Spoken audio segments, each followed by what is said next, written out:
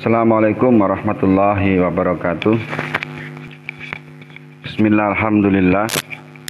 Wassalatu wassalamu ala rasulillah wa ala alihi wa sahbihi wa man wala quwata illa billah. Amma ba'du. Segala puji hanya bagi Allah yang telah menurunkan kitab Al-Quran, menciptakan sebab dan musabab. Dan saya bersaksi bahwa tidak ada ilah yang berhak diibadahi dengan sebenarnya, yaitu selain Allah. Dan Dia adalah Rabb, para Tuan dan pemilik. Dan saya bersaksi bahwa Nabi Muhammad hamba dan Rasul-Nya. Salawat serta teriring salam semoga terlimpah kepada beliau, seluruh keluarga dan sahabat Rasulullah SAW. Saudaraku yang dimanapun berada, mudah-mudahan saudaraku diberi kesehatan, diberi rezeki yang lancar, dan diberi hidayah oleh Allah Subhanahu wa Ta'ala. Kali ini saya akan membawakan tema yaitu tentang ruqyah. Di dalam Tibun Nabawi ada ruqyah. Maka oleh itu, saudaraku yang dirahmati oleh Allah, silakan saudara mendengarkan kajian saya atau tanya jawab tentang pengobatan ruqyah maupun herbal. Insya Allah akan saya pandu, akan saya beri cara untuk suatu pengobatan suatu penyakit yang saudara derita. Saudaraku yang dirahmati oleh Allah, di dalam Tibun Nabawi itu ada yang namanya, salah satunya ada yang namanya ruqyah. Di mana ruqyah itu dibacakan atau membaca dari Al-Quran maupun hadis-hadis Rasulullah, doa-doa yang diajarkan oleh Rasulullah, meminta kesembuhan Allah Subhanahu wa Ta'ala agar kita diberi kesembuhan oleh Allah. Penyakit-penyakit yang menimpa manusia, yang pertama adalah penyakit-penyakit yang bisa dilihat dan bisa dirasa, yaitu seperti penyakit medis pada umumnya yang bisa dilihat dan bisa dirasakan, seperti kepala pusing, seperti mata sakit, seperti tumor, seperti kelenjar getah bening atau gondok, atau penyakit stroke, penyakit mah, dan penyakit lainnya yang tidak bisa saya sebutkan satu persatu. Itulah yang namanya penyakit yang bisa dilihat dan bisa dirasa. Yang kedua adalah penyakit-penyakit maknawi, penyakit jiwa, akal, atau hati. Ini adalah penyakit-penyakit yang maknawi. Misal jiwanya itu cenderung ketakutan, cenderung melakukan perbuatan, jiwanya cenderung berpikiran kotor, jiwa dan hatinya selalu berburuk sangka kepada Allah maupun pada manusia yang lain. Dan untuk yang ketiga yaitu penyakit-penyakit ruhani atau yang disebut penyakit dari setan. Seperti penyakit yang datangnya dari setan itu ain itu tatapan mata jahat, atau kesurupan dan terkena sihir. Ain itu adalah tatapan seseorang jahat atau mengagumi Ini bisa terkena penyakit ain. Ain itu ada dan disebutkan oleh Rasulullah, penyakit ain itu ada dan bisa membawa kematian. Contoh penyakit ain, kalau foto kita, foto keluarga kita, foto bayi seseorang yang ditaruh di upload di media massa, atau bayi kita atau seseorang itu melihat wajah kita tanpa menyebut nama Allah, ini adalah namanya penyakit ain. Contoh, seseorang itu kok sangat cantik, seseorang itu kok sangat ganteng, tanpa menyebut nama Allah, ini namanya penyakit ain. Lah, orang yang disebut itu bisa menyebabkan orang itu menjadi sakit karena tatapan mata ain, mata jahat itu yang datangnya dari setan menembus orang tersebut sehingga menjadi sakit. Sedangkan untuk kesurupan atau ya orang lain mengatakan terkena gangguan jin, ini ada 3 macam orang yang terkena gangguan jin. Ada kalanya seseorang itu belajar suatu ilmu, tujuan dunia, ritual ilmu, sehingga mengamalkan sesuatu keduniaan, itu tanpa ada bimbingan guru dan lain sebagainya.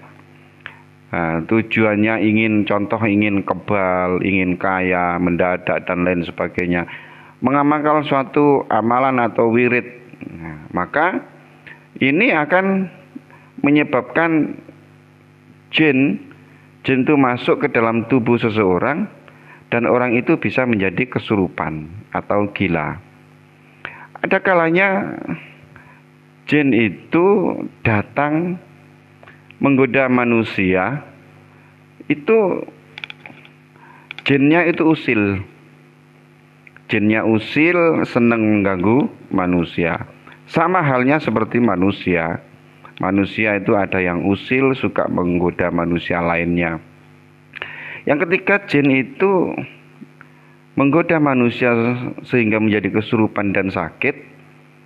Dia dikirim orang atau untuk menyakiti seseorang tersebut yang menjadi targetnya. Nah, ini namanya terkena gangguan jin. Bisa juga ini akan menjadi kesurupan. Kalau sihir, jelas kalau sihir itu adalah suatu ritual ilmu yang dikendalikan oleh seseorang, seperti dukun, tukang sihir. Ini menarget seseorang dan bisa menyebabkan orang itu sakit, bisa menyebabkan orang itu linglung, bisa menyebabkan orang itu menjadi kasmaran, bisa menyebabkan orang itu menjadi tergila-gila dan lain sebagainya. Sihir terbagi-bagi banyak jenis rincian sihir, namun tidak akan saya utarakan, saya panjang lebarkan. Cuma intinya malam ini, nanti bila saudara ingin menanyakan suatu penyakit fisik maupun psikis, silahkan berkomentar atau live naik bersama kami. Nah, obat penyakit, macam-macam obat ini bisa juga dengan ruqyah. Seperti ruqyah yang dilakukan oleh seorang sahabat untuk orang yang terkena sengatan binatang berbisa. Penyakit-penyakit maknawi, saraf, dan kejiwaan umumnya disembuhkan dengan ruqyah yang syar'i setelah daya dan kekuatan dari Allah Subhanahu wa Ta'ala. Bisa juga dengan obat-obatan herbal dan obat dari dokter lainnya. Penyakit-penyakit rohani atau yang datangnya dari setan hanya bisa diobati dengan ruqyah syar'iyah, dengan bimbingan agama, dengan pensucian hati, jiwanya akan kita bersihkan dengan cara-cara yang islami, sehingga orang itu sadar bahwa dia telah diganggu oleh setan, dan kita upayakan mereka ini terhindar dari godaan setan. Setelah terhindar dari godaan setan, kita upayakan mereka itu menjalankan perintah Allah dan melaksanakan perintah Allah dan menjauhi larangan Allah Subhanahu wa taala. Insya Allah kalau orang itu sudah beriman dan istiqomah dalam menjalankan perintah Allah, setan akan menjauh dari orang tersebut dan orang itu akan diberi kesembuhan oleh Allah Subhanahu wa taala. Sedangkan obat alami ya atau ruqyah itu banyak sekali macamnya, seperti air zam-zam, minyak zaitun, madu yang tersebut di dalam Al-Quran, atau obat empon-empon yang ada di dapur kita, maupun obat-obatan herbal yang tidak disebut di dalam Al-Quran, tapi di Indonesia ini banyak sekali obat herbal yang bisa untuk sarana mengobati suatu penyakit yang berhubungan dengan gangguan jin maupun penyakit fisik biasa. Saudaraku yang dirahmati oleh Allah,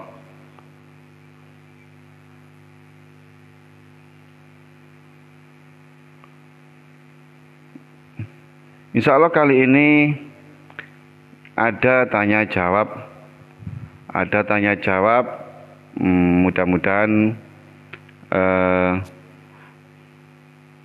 mudah-mudahan Allah memberi solusi tentang apabila saudara punya suatu penyakit atau sedang diuji oleh Allah, agar diberi kesembuhan oleh Allah Ta'ala.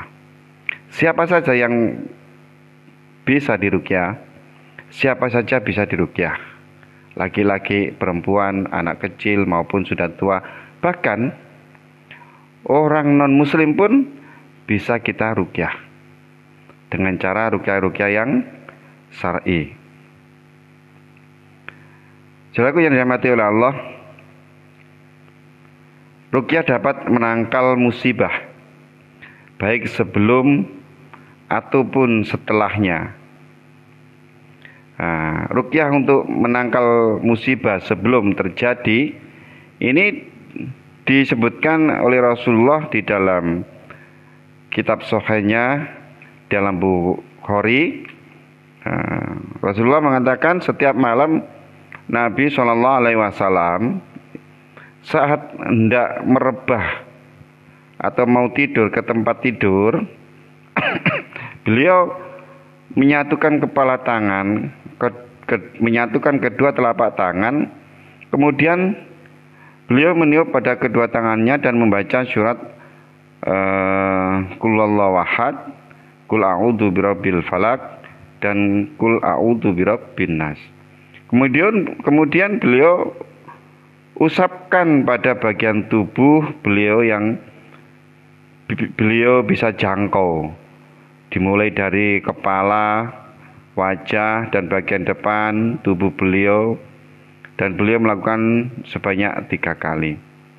Jadi untuk menangkal suatu penyakit yang belum terjadi, ini sudah diajarkan oleh Rasulullah dengan cara kalau kita hendak tidur itu diajarkan oleh Rasulullah membaca ayat kursi membaca Qul Huwallahu Ahad, Qul A'udzu Birabbil Falaq, Qul A'udzu Birabbin Nas. Setiap kali surat ditiupkan di telapak tangan. Setelah itu diusapkan di seluruh tubuh, dimulai dari kepala, wajah, badan, lalu menurun sampai kaki, diusap-usapkan. Tujuannya meminta perlindungan dari Allah Subhanahu wa Ta'ala. Itu adalah cara agar supaya kita terhindar dari suatu musibah atau menangkal musibah yang akan diberikan oleh Allah Ta'ala. Di dalam sahihnya Rasulullah ini mengatakan, apabila seseorang di antara kalian singgah di suatu tempat, hendaknya membaca ayat kursi atau membaca ta'awud,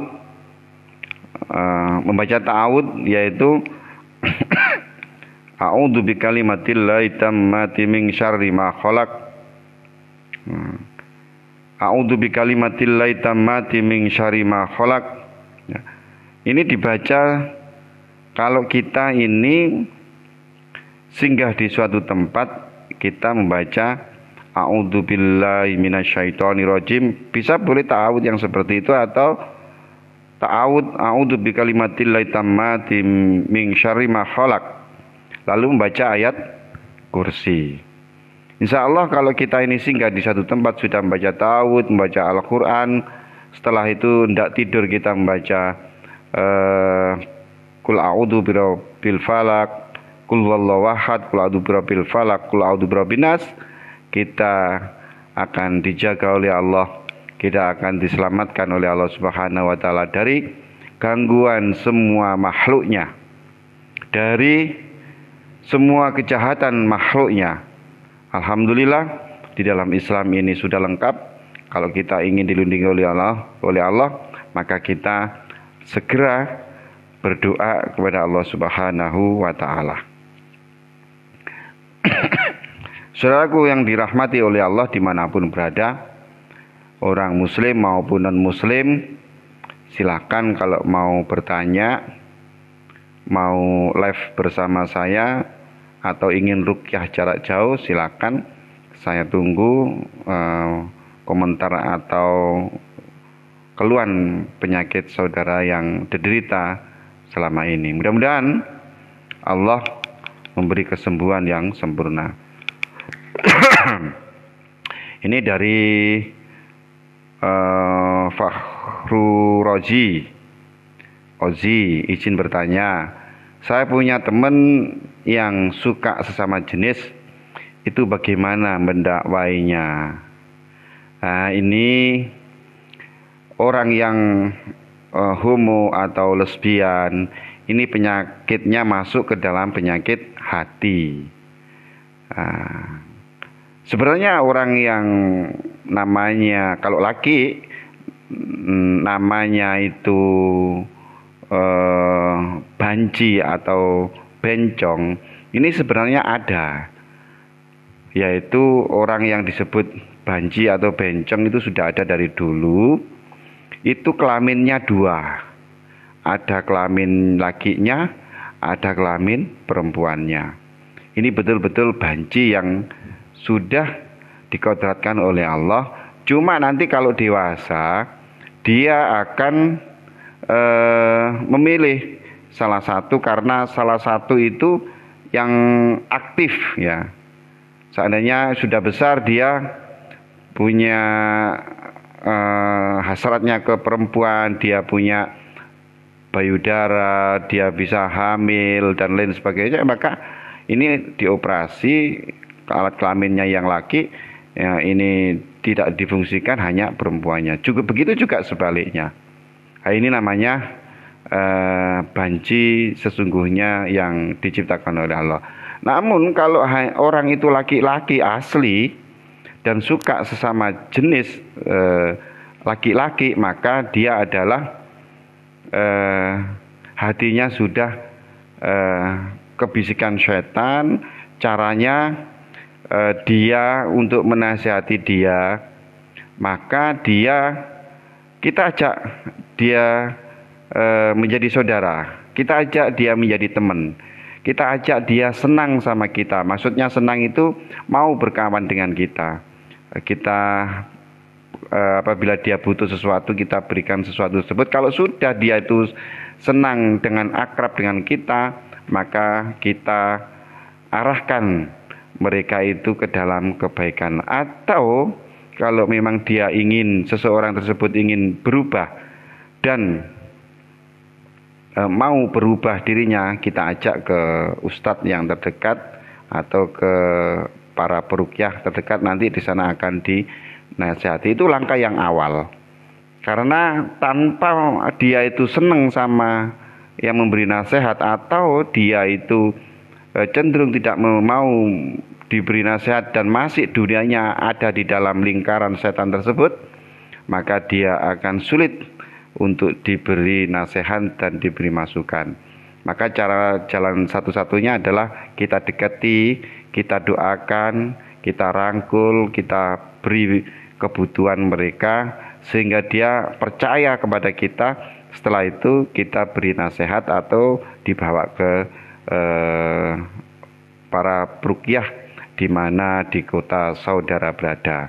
Karena kalau orang yang sedang dimabuk asmara atau dimabuk dalam dunia mereka seperti itu, tiba-tiba saudara mengajak untuk bertobat, pasti saya yakin akan ditolaknya. Maka caranya adalah dekati dia dulu, jadikan teman, jadikan saudara, bila perlu dibantu kebutuhannya. Insya Allah nanti lambat laun dia akan bertobat dan diberi kesembuhan oleh Allah. Itu penyakit hati yang disusupi syaitan, sehingga dia tidak mau bertobat kepada Allah Subhanahu wa taala. Seperti itu saudara Fakhrul Razi, mudah-mudahan temannya itu diberi hidayah oleh Allah Subhanahu wa taala. Atau bisa konsultasi lewat WA saya, yaitu 0821 43474433. Mudah-mudahan diberi kesembuhan oleh Allah Subhanahu wa taala. Selanjutnya, kalau dia sudah datang ke peruqyah, nanti akan diterapi pensucian jiwa, dinasihati ke sana kemari, yang intinya jiwanya, hatinya disucikan dulu dengan cara diberi nasihat menyentuh kolbunya. Insya Allah seperti itu. Terima kasih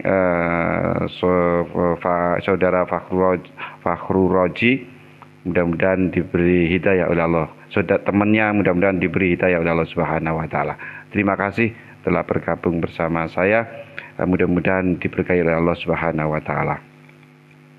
Jadi ruqyah itu, saudaraku yang dirahmati oleh Allah, itu bisa untuk mengobati segala suatu penyakit, muslim maupun non-muslim. Walaupun dia beragama lain, silahkan berobat untuk kepada para peruqyah. Karena sudah dicontohkan oleh Rasulullah, sahabatnya dulu pernah mengobati orang non-muslim dan Rasulullah membiarkan saja, bahkan diberi hadiah kambing.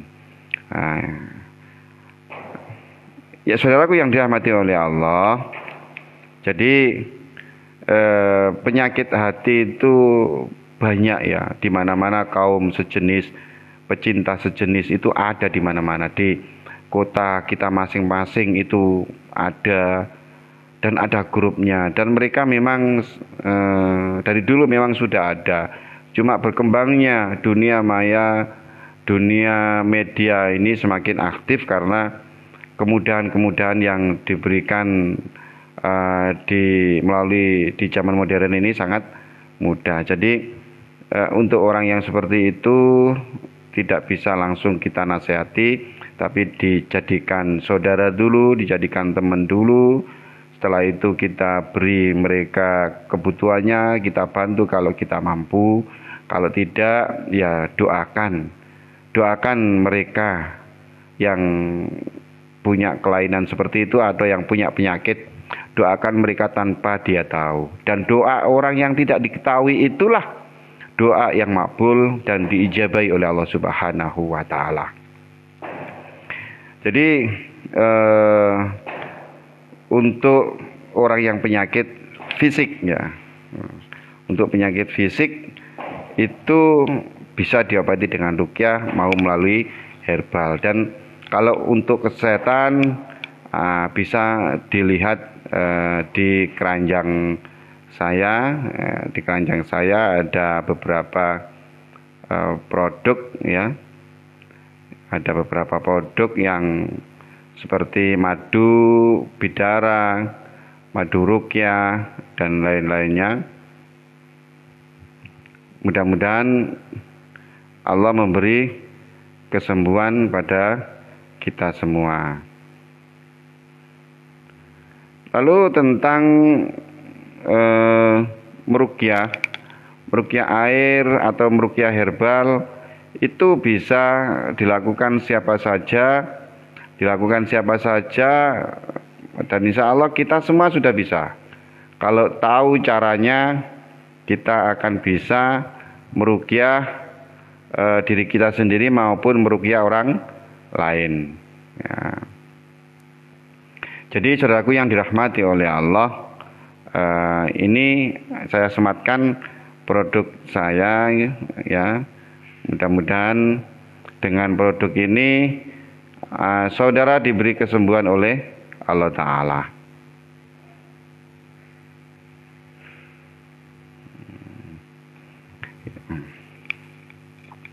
Lanjut tentang ini adalah gejala orang-orang yang terkena gangguan jin ya, atau gejala orang-orang yang indikasi terkena gangguan jin atau kesurupan.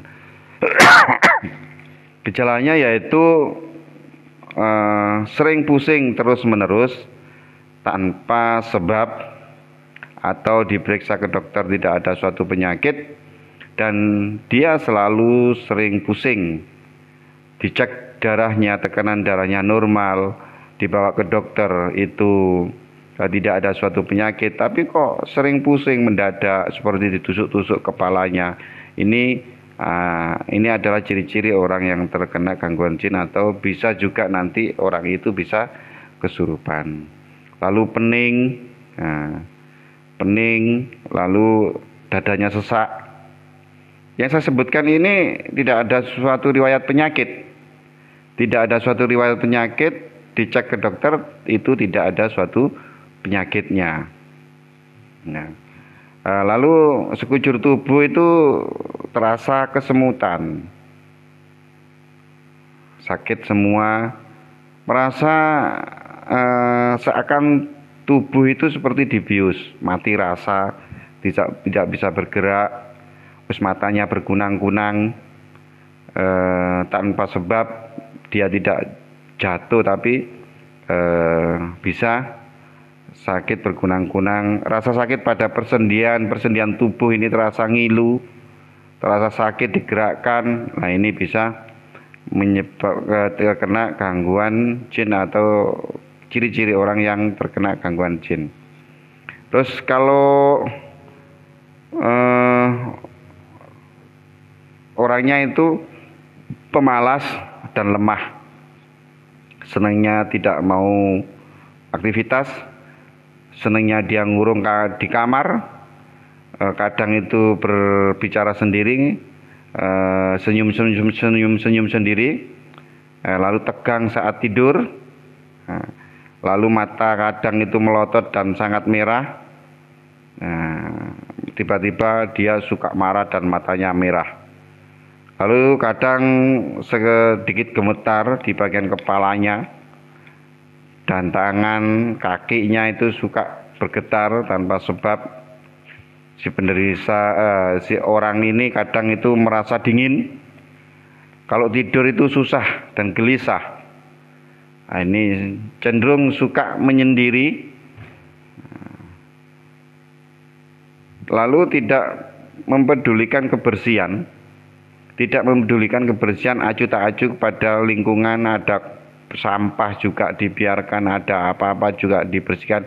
Begitu juga sebaliknya, dia selalu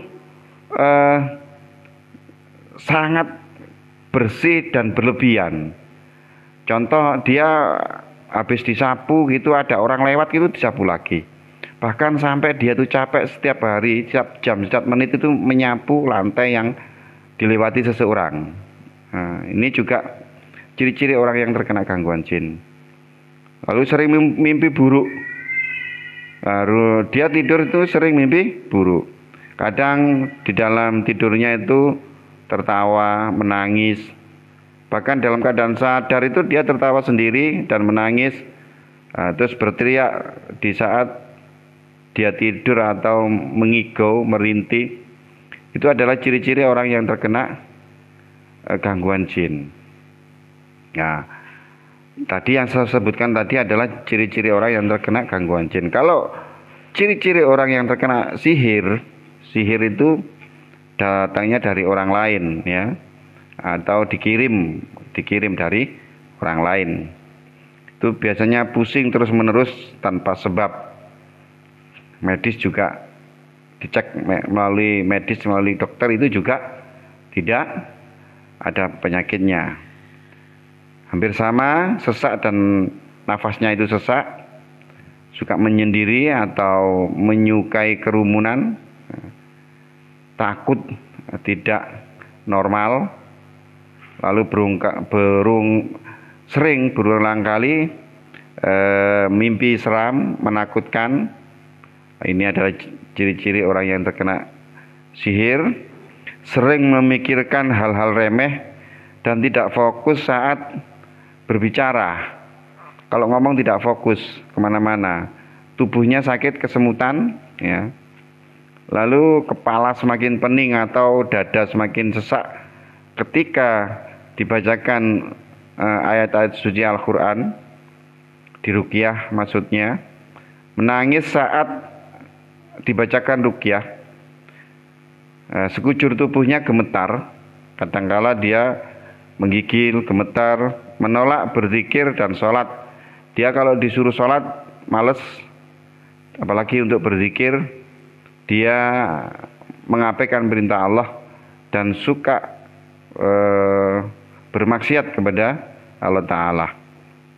Terus badannya itu terasa lemas dan sering marah tanpa sebab. Orang itu ada ciri-ciri terkena gangguan sihir. Lalu ada temperamental dan sering marahnya tanpa sebab.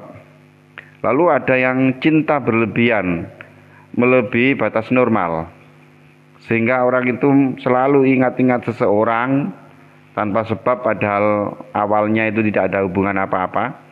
Dia selalu membayangkan seseorang, ingin ketemu sama seseorang, bahkan mimpi bersama dia, menyebut-nyebut dia, dan merenung di dalam kamar. Lalu begitu juga sebaliknya, dia membenci berlebihan, melebihi batas normal. Dia sangat membenci seseorang, bahkan keluarganya sendiri itu dibenci tanpa sebab. Anehnya di situ. Lalu benci terhadap keluarganya, seperti suaminya, istrinya, anaknya, orang tuanya, itu sangat dibenci. Bahkan bisa membenci orang lain, tetangganya, ya. Terus rasa sakit di lambung itu tanpa sebab. Bisa juga di kepala, sakit, pusing, seperti tusuk-tusuk, dadanya seperti ditusuk-tusuk. Ini adalah ciri-ciri orang yang terkena gangguan sihir. Nah, kalau ciri-ciri orang yang terkena ain atau tatapan mata jahat, ini biasanya cenderung tubuhnya kurus.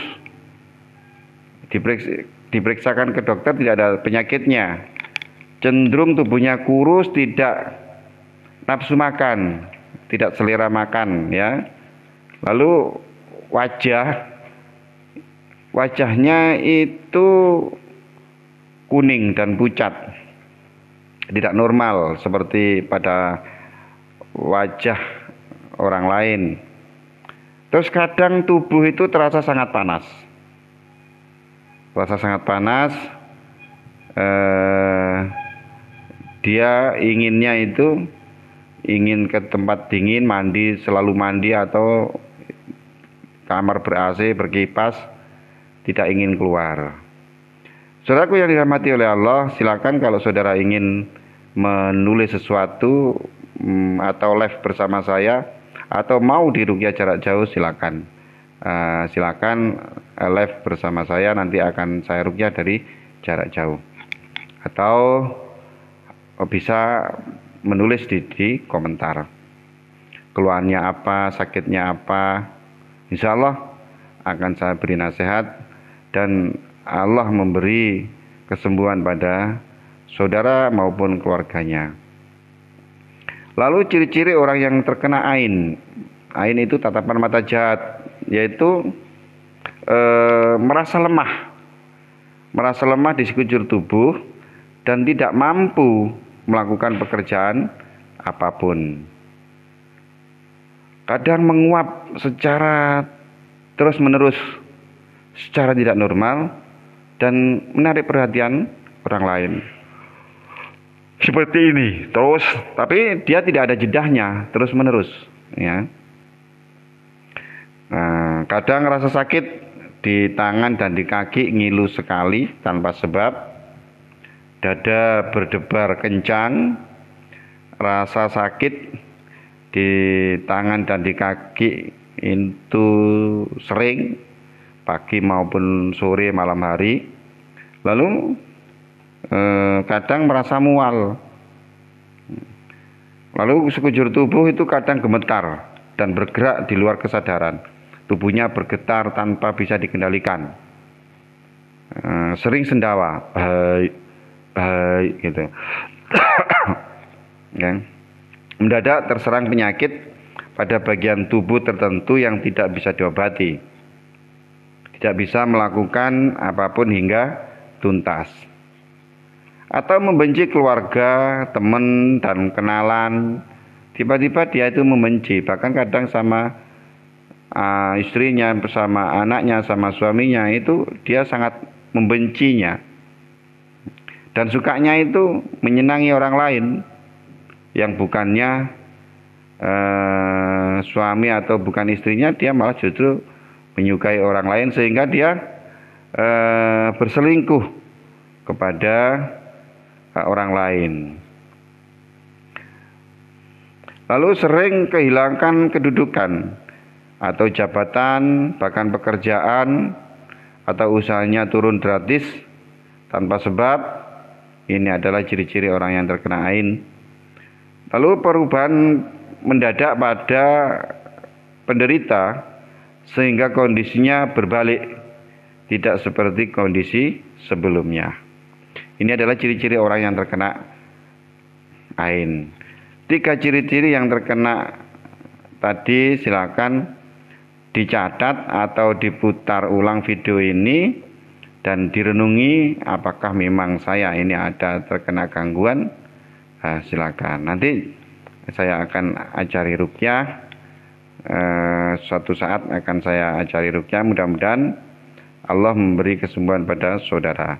Untuk awal agar kita ini dilindungi oleh Allah Subhanahu wa taala, maka usahakan kita ini merubah diri kita yang lebih baik daripada yang kemarin. Itu kunci, ya.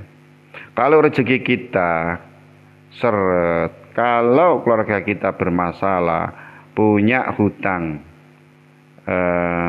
belum bisa melunasi, atau punya masalah yang besar di dalam kehidupan saudara, maka silakan merubah diri saudara yang lebih baik. Caranya, dekatkan diri kita pada Allah Ta'ala. Dekatkan diri kita pada yang punya masalah. Sehingga kalau kita ini sudah dekat kepada yang punya masalah dan selalu berdoa kepada Allah Ta'ala, maka masalah-masalah itu akan diselesaikan oleh Allah Subhanahu wa Ta'ala. Bagi orang muslim, maka caranya adalah selalu istiqomah menjalankan perintah Allah dan menjauhi semua larangan Allah. Lakukan sholat 5 waktu dan sholat sunnah-sunnah lainnya maupun amalan sunnah yang lain. Nah, ini sangat penting bagi orang muslim. Kalau ingin bahagia, maka segera lakukan perintah Allah dan jauhi semua larangan Allah. Kalau saudara tidak mau melakukan ketakwaan kepada Allah, maka tunggu ujian Allah, tunggu azab Allah yang ada di dunia ini. Ujian dan siksaan oleh Allah akan diberikan cash di dunia. Walaupun saudara masih banyak rezeki yang diberikan oleh Allah, pasti akan diberikan cobaan di dunia. Enggak usah nunggu di akhirat. Di dunia pun akan diberi ujian oleh Allah Subhanahu wa Ta'ala. Maka oleh itu saudaraku yang dirahmati oleh Allah dan dimanapun berada, sebelum Allah memberi ujian kepada saudara, maka silakan kita meningkatkan keimanan kita, meningkatkan ketakwaan kita kepada Allah, hijrah totalitas di jalan Allah, memperbaiki diri kita kepada Allah. Lakukan perintah Allah dengan sungguh-sungguh, lakukan dan jauhi larangan Allah dengan sungguh-sungguh. Insya Allah kehidupan kita akan dimuliakan oleh Allah di dunia maupun di akhirat. Silakan kalau mau menghubungi WA saya 082143474433. Kalau mau ingin order herbal, silakan lihat di keranjang kuning. Semoga Allah memberikan kesembuhan saudara dan bisa COD. Terima kasih. Semoga saudara diberi rezeki, semoga saudara rumah tangganya bahagia, sakinah mawaddah warahmah, anak-anaknya diberi anak yang soleh atau soleha, dan dimasukkan surganya Allah bersama Rasulullah dan para sahabatnya, dan berjumpa kepada Allah, dimasukkan surganya Allah tanpa hisab. Terima kasih. Ihdinas siratal mustaqim. Assalamualaikum warahmatullahi wabarakatuh.